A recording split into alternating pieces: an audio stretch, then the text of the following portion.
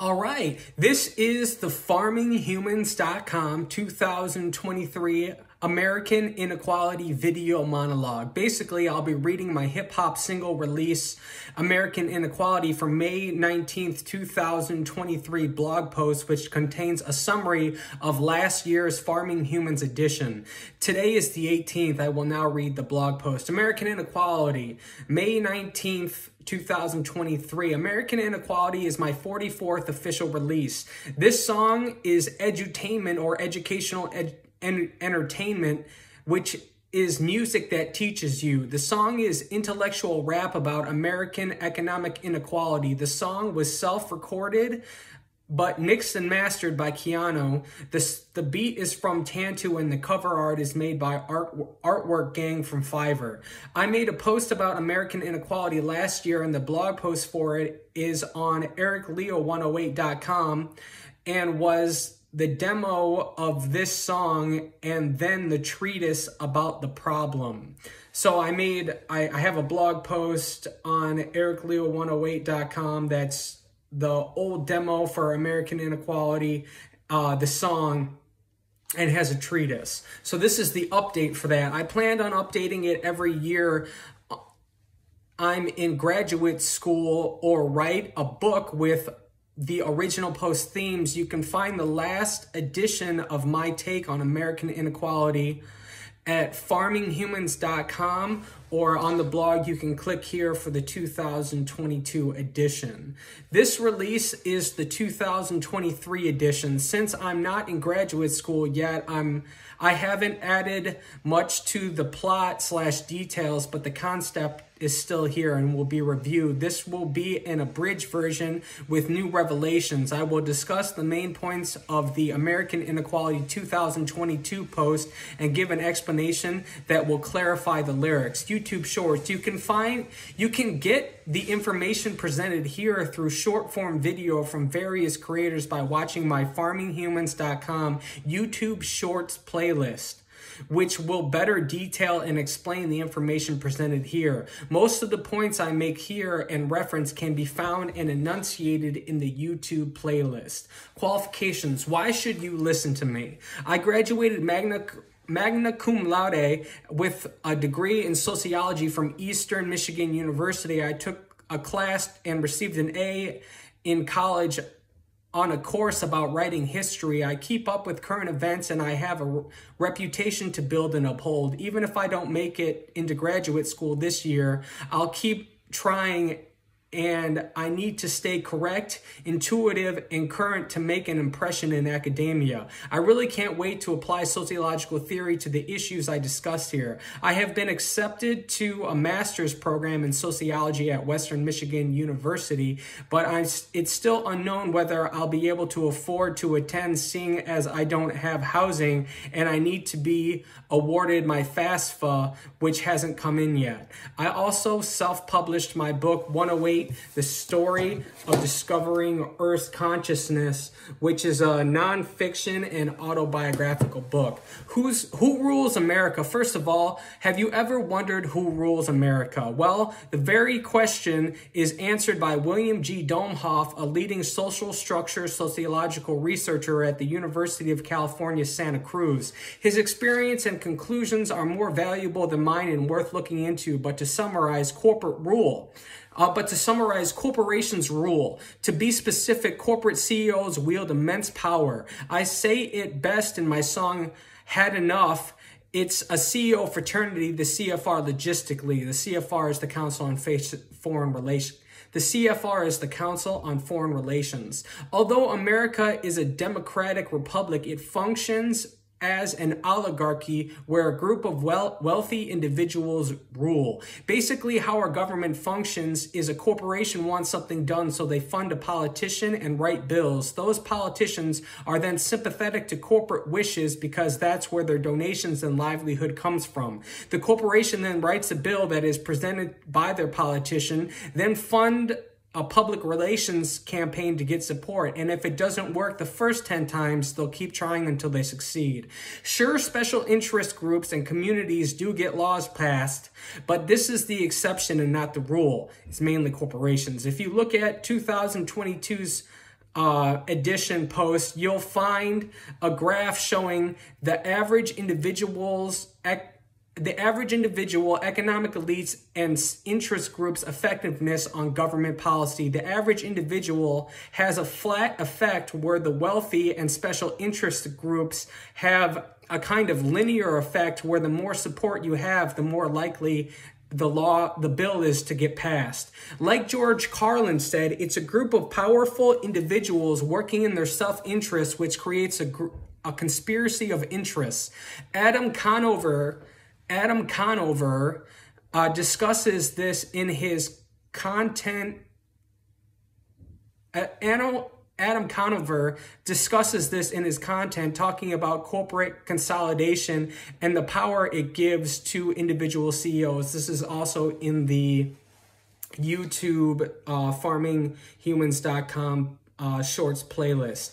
It seems that the effects of corporate consolidation are being recognized, thwarted, and attacked. This can be seen with protests in France right now, which are happening because their government wants to raise the retirement age. The French people have taken to ransacking BlackRock's headquarters in France because the people are saying they are responsible for the policy change. BlackRock and Vanguard are the largest corporations in the world.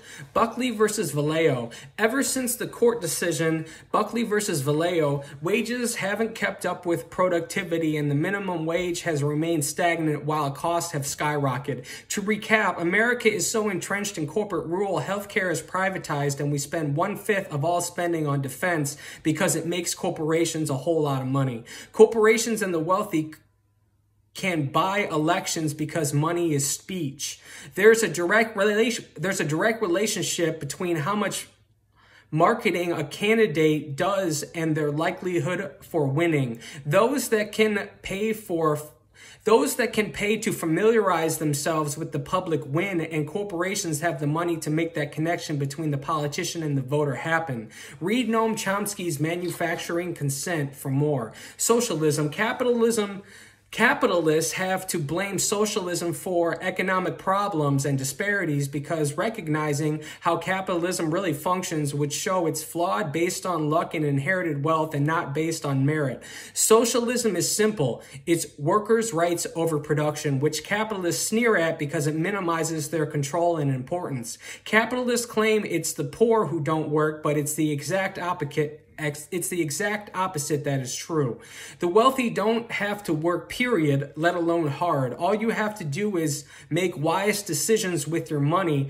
And by that, I mean make decisions that will make you more money. Like I say in my song, The Villain, they claim it's hard work when it's really leverage and a mindset. This can be seen with Marx's surplus value, concept of surplus value. For a business to work, you need labor and capital. The capitalist purchases the labor and capital goods, in other words, employees to run the machines.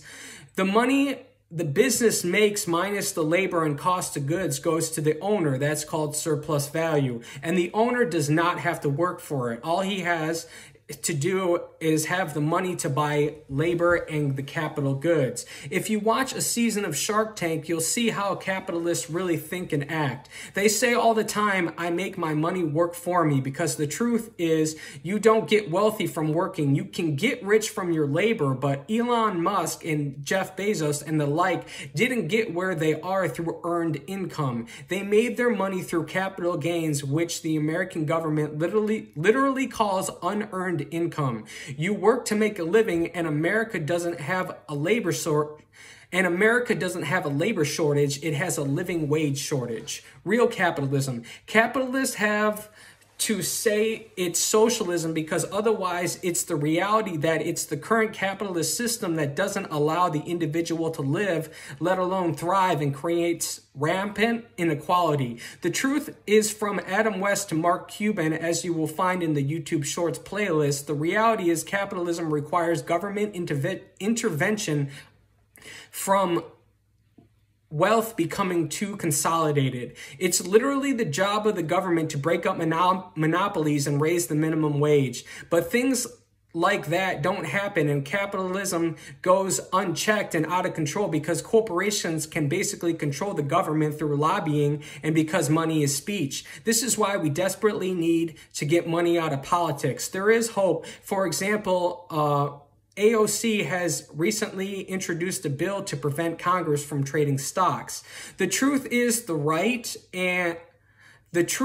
what the right and Fox News calls socialism is really the opposite of what it means. First of all, they think socialism is giving poor people money, which it isn't. It's workers' rights over production. As Martin Luther King would say, this country has socialism for the rich and rugged individualism for the poor. And by the rights explanation of socialism, giving money to the entitled, corporations and the wealthy are socialist. You, the taxpayer, give more to corporations and taxes than any welfare program. If this country wants to be in a rage about people getting money that they don't deserve and feel entitled, you should be mad about corporate welfare, which is considered socialism by the right's wrong definition. Corporate rule, examples and results. Some examples of results of corporate rule are human rights around abortion, otherwise known as women's health care, and gun laws.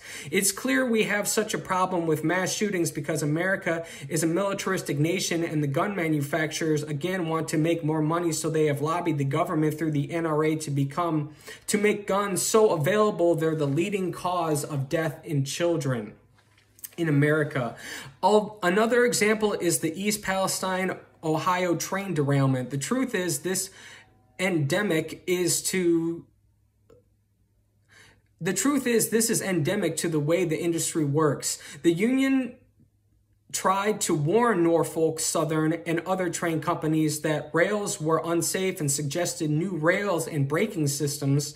Norfolk never upgraded their brakes or rails, resulting in the derailment due to negligence because they were trying to cut costs. Again, this is what every corporation does. It's to make the surplus value for the shareholders. And again, with the conspiracy working in their self-interest to make more money, a train corporation has caused an environmental disaster. Just like working in their self-interest, corporations have created economic despotism in America. White nationalism, leaning into the conspiracy aspect and how self-interested groups merge to serve their interests, their self-interests, there is a very real Christian white nationalist agenda in the Republican Party because corporate rule has become so powerful and unhinged. If you're looking for me to point fingers at who are the conspirators, look no further than the Alliance Defending Freedom, ADF, and the Council for National Policy, CNP. These organizations have individuals that many corporations support because it gives them more power. The ADF and CNP are responsible for propagating hate through society and the government with banning books, attacking women's health care and reproductive rights, and the current genocide against transgendered. Look to the YouTube Shorts playlist for more information. Personal, in this American Inequality song, I say the government exploits my labor power for healthcare because I'm only allowed $800 in earned income per month before I go into a trial work period, which could cause me to lose my health care. That's not labor power, but rather that's not labor exploitation, but rather labor power exploitation. The government is literally limiting me being able to leverage my labor power to create economic prosperity for healthcare. To explain further, the government sees income in two categories: earned income from employment or contract, or unearned income from capital gains, profits, or royalties. I can make unlimited unearned income, but only $800 per month from earned income. Although I live on disability, I got a job for a year for the seed money to start my music business. I'm glad the system is the way it is with unlimited earned income, but it should be better. It should be unlimited earned income as well. I don't know if I said that right. I'm going to repeat that. I'm glad the system is the way it is with unlimited unearned income, but it should be better. It should be unlimited earned income as well. It's almost designed so you have to have money to make it out of poverty. You won't get on the disability system in the first place unless you're economically depraved, and you can only use your labor power to make so much money. This is why I call the disability system a poverty trap. And again, it wouldn't be this way if not for corporate rule. The pharmaceutical lobby is the biggest lobby in the US. If we had universal health care, I wouldn't have a cap on my labor power to keep health care. The real question is, how do we want to be farmed? Because the truth is, corporations are answering that question and ruling the farm, and they are not considering the well-being of the animals. They are only doing what will extract profit. The reality is the American dream no longer exists. The dream of a house with a white picket fence, car, 2 kids, and a college degree off one income is a fallacy. That used to make us great, but because of rulings like Buckley versus Vallejo, we no longer have that standard of living.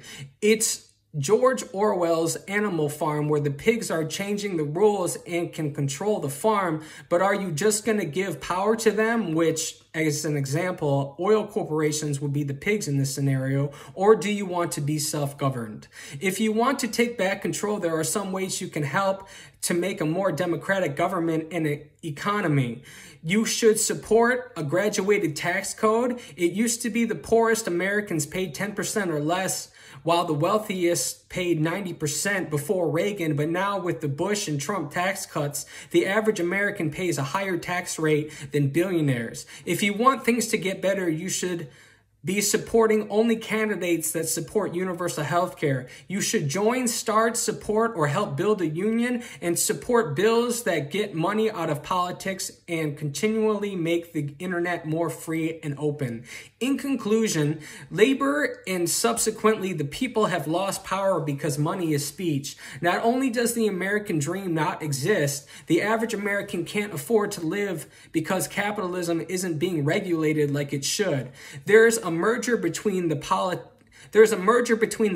political and economic elites, while the Republicans are slowly fighting and winning for their Christio-fascist agenda. Thank you for listening and reaching for understanding, and I'll see you next year. Thank you for being here. Thank you for being a part of my family. You're awesome. I love you very much. And until next time, you take care, all right?